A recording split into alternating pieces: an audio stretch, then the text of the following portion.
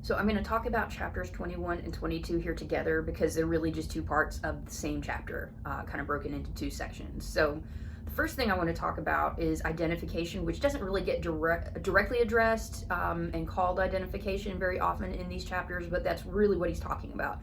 This comes from this guy named Kenneth Burke, who's one of the sort of founding thinkers in persuasion, and he basically said that all persuasion is about identification. It's either about showing that you have common ground with other people and building connections, or doing the opposite and showing how someone is different from you. And so that's all persuasion is.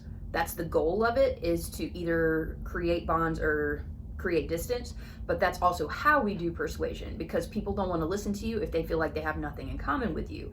And so becoming sort of a master of identification, of showing people that you share common ground with them, is really essential for being persuasive. And these two chapters are really looking at how language plays a role in telling people in really subtle ways a lot of times that we are part of their group. And so a few of the things he talks about something called code grooming. And if you're familiar with the term code switching, which I think most people are, it's kind of the same thing, except code switching we think about in a very pragmatic way. It's just about the way that we change our language to show we belong to a group. Here he's making it, I mean, it's still pragmatic, but the goal is a little different. The idea is that you're using your language to sort of create this sense in your audience that you belong to their group, and then also remind them of their group identity. But the idea of it is grooming, is that it's something you're doing kind of ahead of time, so that if there's conflict later, you have these strong bonds already to kind of fall back on and keep the conflict from being too destructive. That's the idea of it. And so it looks similar to code switching, and code switching is more, I think, focused on the idea that you switch based on the group. And here it's not as much about switching, it's just focused on when you're in a group, using language that marks you as a member of the group. And then also when you can, you're reminding the group that they are a group. And it's kind of a dark side of persuasion as well, that a lot of conflict we have has to do with, forming tribes, and our tribe is better than this tribe. But language can be a big part of that. And so if you want people to accept you as part of the group, you have to speak the language of the group. And so he's just talking about like finding those words that are specific to the group, like it could be a regional group and the regional dialect, or it could be like within your major, certain words that are really keywords in your future profession, and knowing those words and being able to use them correctly shows you belong. There's a lot of other examples, but those are just two really quick ones.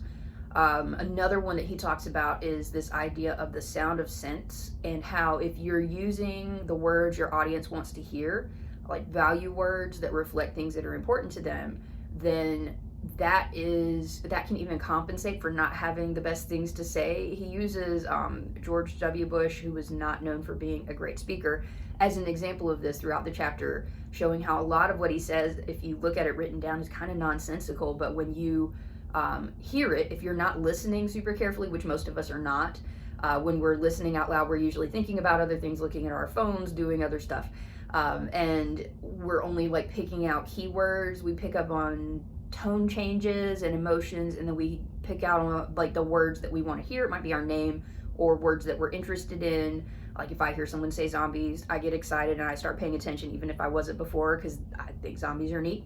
And so he's kind of saying how when we hear those words we want to hear, it makes us take away a really positive impression of what was said, even if what was said was actually not all that great. When we hear the words we want to hear, we think what was said was great. And he's not saying to go around and say a bunch of nonsense, but he's just trying to point out how when we hear the words we want to hear, that we take away a favorable opinion of the person who was speaking. And so when we want other people to take away a favorable opinion of us when we're speaking, we want to make sure we're using the words that they want to hear. It could be appealing to their values, like safety or patriotism or whatever it is. But when they hear those words they want to hear, they're going to think highly of us. And that is a good way to sort of show we belong and that we're part of their group. And then finally, he kind of walks you through this process of how, if you do these things well, the code grooming, the value words, that can be a really important key to making it through conflict without it being destructive to the relationship. So if you take opportunities to do the grooming up front, Like, you remind people of your shared bonds, remind them that they belong and you belong, and so on. That's a good place to start conflict from. And then when you are in any kind of a disagreement, if you're using value words, you're using the words you know the other person wants to hear, and then ultimately, as much as possible, making it their choice.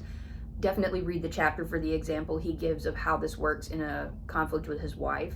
But these are just good reminders about how to do conflict without it being destructive, and the language we use can be really important. And so these are a couple of chapters I really do recommend you read pretty carefully, because there's a lot of really good techniques in here that it can make you really mindful of the words you're using and get you to start thinking about using the words you know your audience wants to hear as a way to kind of preempt any destruction that may come from conflict, and also just sort of mark yourself as belonging to whatever that group is. So now you're going to go to chapter 24.